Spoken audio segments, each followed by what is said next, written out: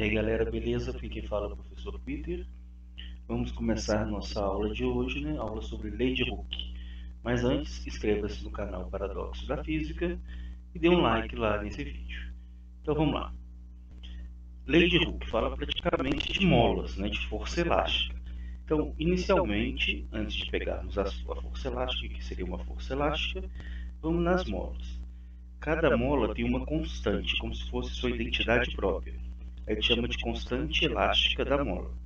No Sistema Internacional de Unidades, é dada por newtons sobre metros. Quanto mais grossa for a mola, maior a sua constante. Quanto mais fina for a mola, menor a sua constante. Tá? E o que seria essa lei de Hooke? A lei de Hooke nos diz que a força elástica é igual a menos a constante elástica da mola vezes a deformação dessa mola. Por que o menos? Porque a força elástica que é originada na mola, ela é contrária à força que é aplicada na mola. Então, por exemplo, nessa primeira mola que a gente tem aqui, ela está na posição de equilíbrio, posição normal, numa posição XO, por exemplo.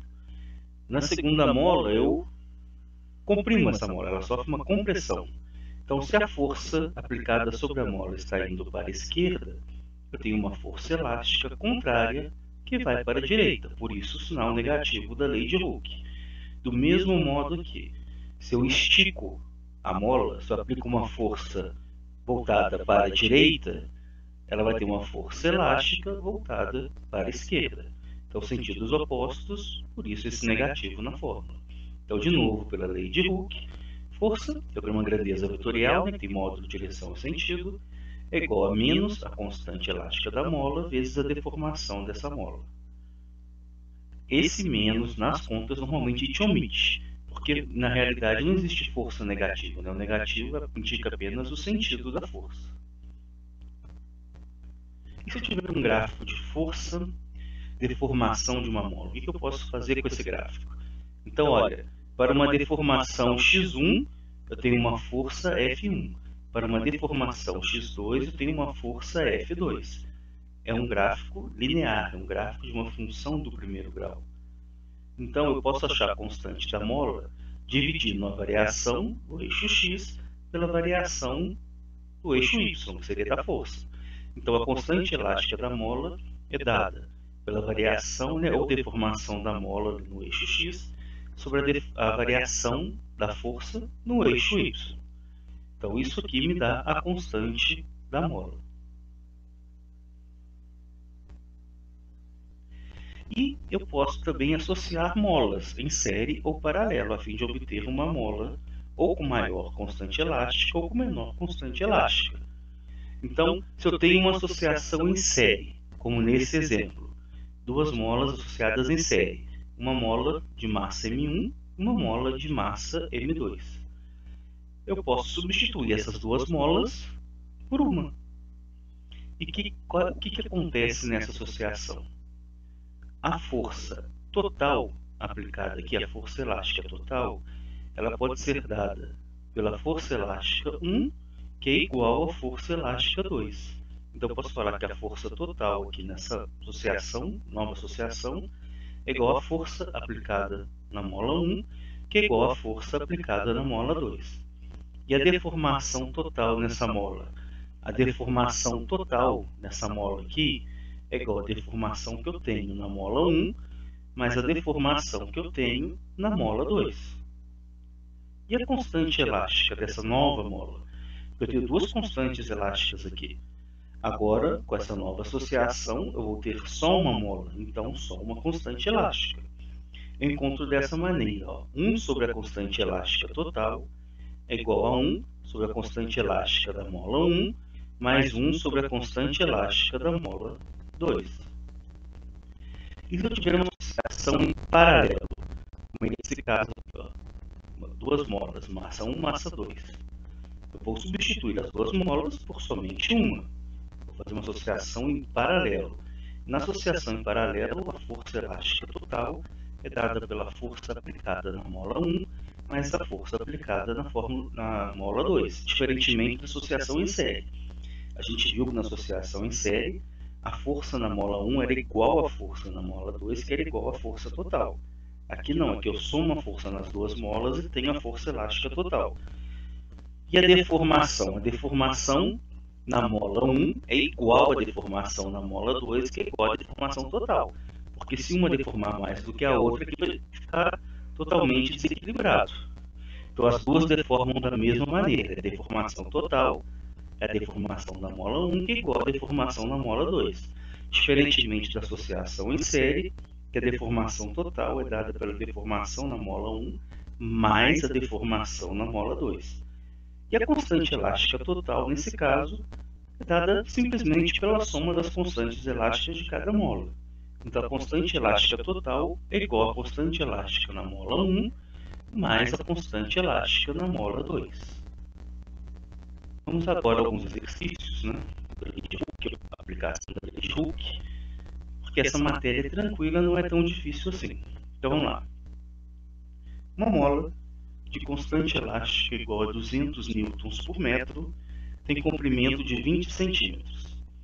Quando submetida a uma força externa, o comprimento dessa mola passa a ser de 15 centímetros.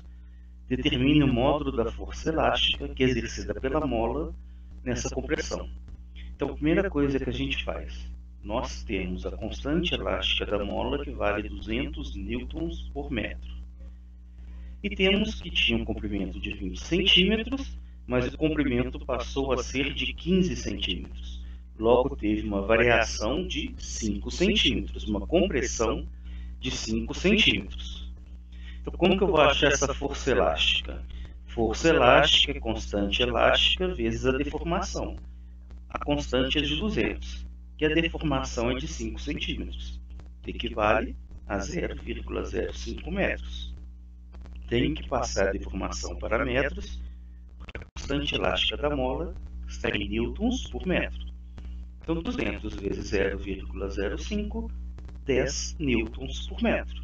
Alternativa B. Próximo exercício. Um tiro com arco é um esporte olímpico desde a realização da segunda Olimpíada em Paris no ano de 1900. O arco é um dispositivo que converte energia potencial elástica, armazenada quando a corda do arco é tensionada, em energia cinética, que é transferida para a flecha. Em um experimento, medimos a força F necessária para tensionar o arco até uma certa distância x, obtendo os seguintes valores. Então, para uma força de 160 newtons, tem-se uma deformação de 10 centímetros.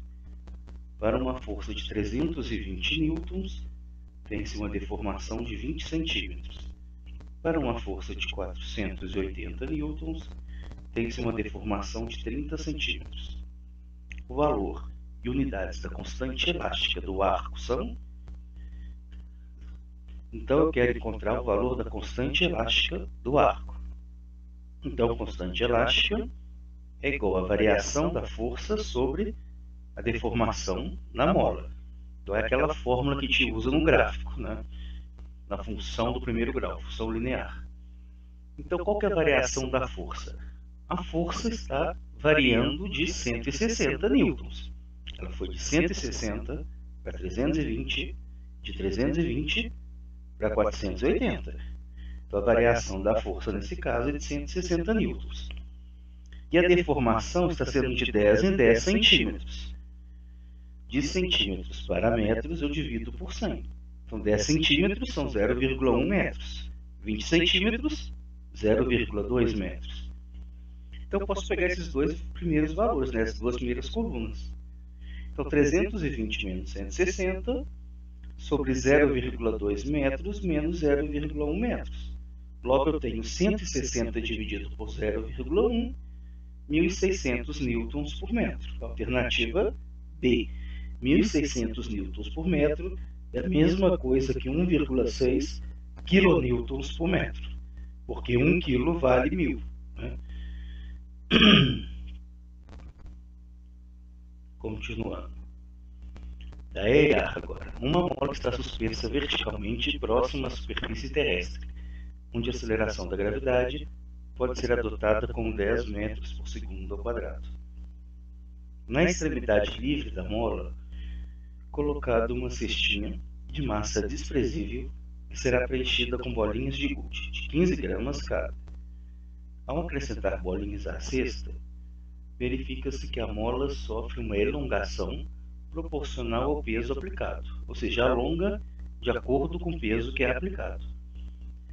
Sabendo-se que a mola tem uma constante elástica de 9 N por metro, quantas bolinhas devem ser acrescentadas à cesta para que a mola estique exatamente 5 centímetros? Então, a primeira coisa que a gente tem que fazer é encontrar a força elástica aplicada nessa mola. Então, F é igual a K vezes ΔX. ΔX seria a deformação na mola. A constante da mola é 9 N por metro. E a deformação tem que ser de 5 centímetros, que é 0,05 metros. De centímetros para metros, nós dividimos por 100. Então, 9 vezes 0,05, 0,45 newtons. Então, essa é a força. A força elástica aplicada aí vai ser igual à força-peso, porque ela está suspensa verticalmente. Então, o que provoca esse alongamento é a força-peso. Peso é massa vezes a gravidade. E o peso é 0,45 newtons. Então, 0,45 newtons é igual a massa vezes a gravidade. O peso é 0,45 newtons porque ele é igual à força elástica. E a gravidade é 10. Então, a massa é 0,45 newtons dividido por 10, que dá 0,045 quilos. Passando para gramas, é só multiplicar por 1000. Então, eu tenho uma massa de 45 gramas.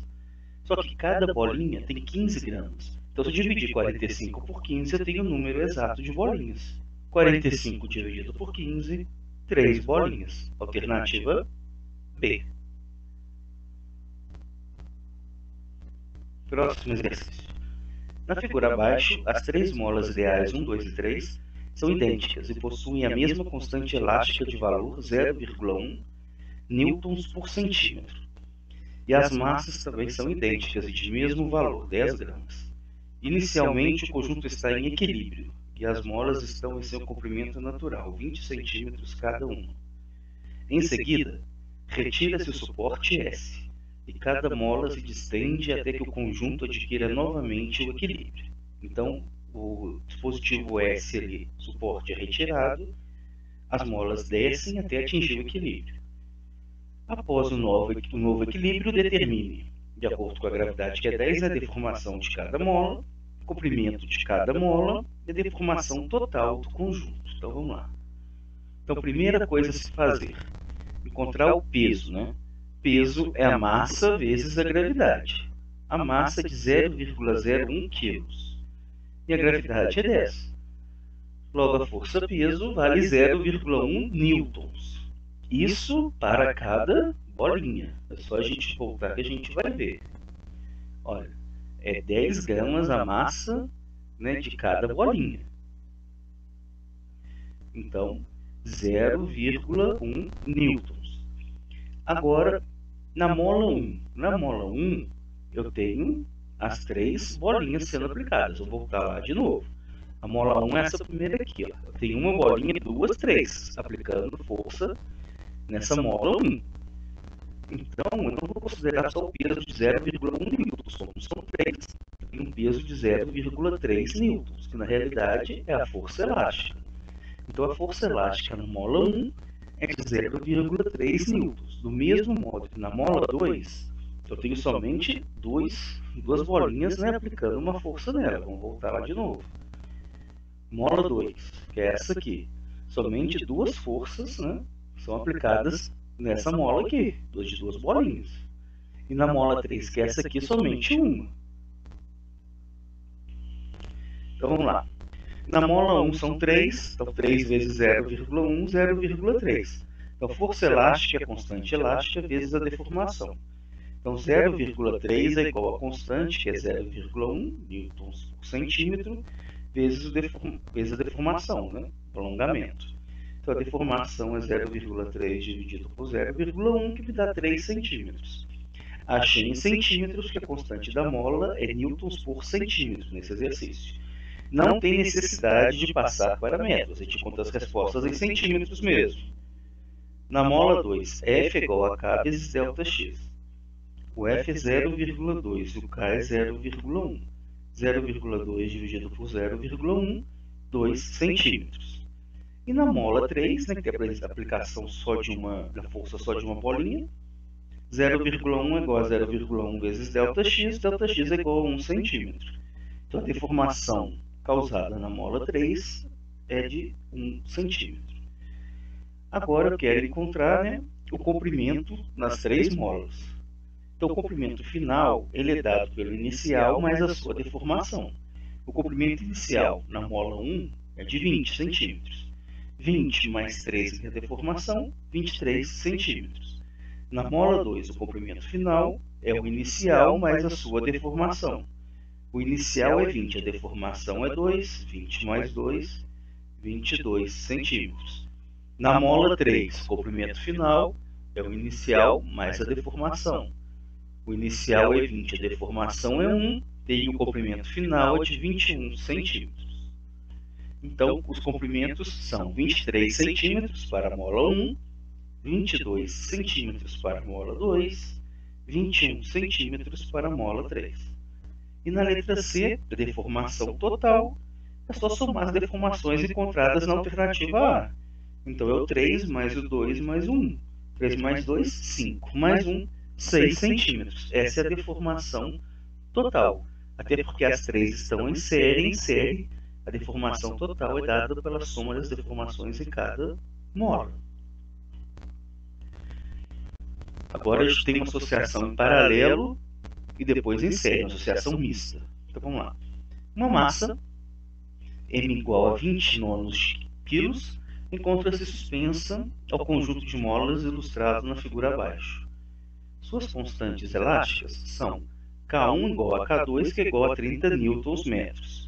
Calcule a constante elástica total equivalente do conjunto. Eu quero a constante elástica total. Os dois K2 estão em paralelo, e paralelo é só somar. Então, K3, por exemplo, é um constante não tem aí, o K3 é dado pela soma dessas duas, então em paralelo, que é 30 mais 30, 60 newtons-metros. Então, eu posso substituir as duas molas K2 por uma que a gente chamou de K3, que agora vai ficar em série com o K1, que já estava, sendo que o K1 vale 30 e esse K3 vale 60. Então, a constante da mola agora equivalente é dada por 1 sobre K, que é igual a 1 sobre K1, mais 1 sobre K3. Então, eu sempre utilizo essa fórmula se eu tiver uma associação de molas em série. Agora eu tenho uma associação em série, por isso que eu estou fazendo isso. Então, 1 sobre K é igual a 1 sobre 30, mais 1 sobre 60. O mínimo do segundo membro é 60. Então, 60 dividido por 30, 2. Vezes 1, 2. 60 por 60, 1. Vezes 1, 1. Então, fica 1 sobre K, que é igual a 3 sobre 60. Multiplicando cruzado, 3K é igual a 60. K é igual a 60 dividido por 3. K é igual a 20 newtons por metro. Agora vamos ao exercício Mackenzie, São Paulo. A mola da figura varia seu comprimento de 10 cm para 22 cm, quando penduramos em sua extremidade um corpo de 4 newtons. Determine o comprimento total dessa mola quando pendurarmos nela um corpo de 6 newtons. Então, olha, a primeira coisa que eu tenho que fazer aí é encontrar a constante dessa mola. Quanto que vale essa constante? Eu lei de Hooke, F é igual a K vezes ΔX. A força que eu tenho inicialmente é de 4 newtons. Para uma força de 4 newtons, eu tenho uma variação no comprimento de 10 até 22. Então, ΔX é o final, que é 22, menos o inicial, que é 10. Dá 12. Então, 4 é igual a constante da mola vezes 12. Constante da mola é 4 dividido por 12. Posso simplificar, né? Em cima e embaixo por 4, fica 1/3. Então, minha constante da mola é 1/3 de newtons por centímetro. Tendo isso, utilizo a lei de Hooke de novo. Força igual a K vezes o ΔX. Só que agora para uma nova força, que vale 6 newtons. E a mola é a mesma, então a constante elástica é a mesma, então é 1/3. Vezes o ΔX. multiplicando cruzado, 3 vezes 6, 18. Então, meu ΔX vale 18 centímetros. ΔX é o comprimento final menos o inicial. Então, 18 é igual a x menos 10. X é igual a 18 mais 10. X é igual a 28 centímetros. Então, esse é o comprimento final dessa mola, 28 centímetros. Então, espero que tenha entendido essa matéria de lei de Hooke, os exercícios também, né? Dúvidas? Vejam de novo esse vídeo, inscrevam-se no canal Paradoxo da Física e até a nossa próxima aula.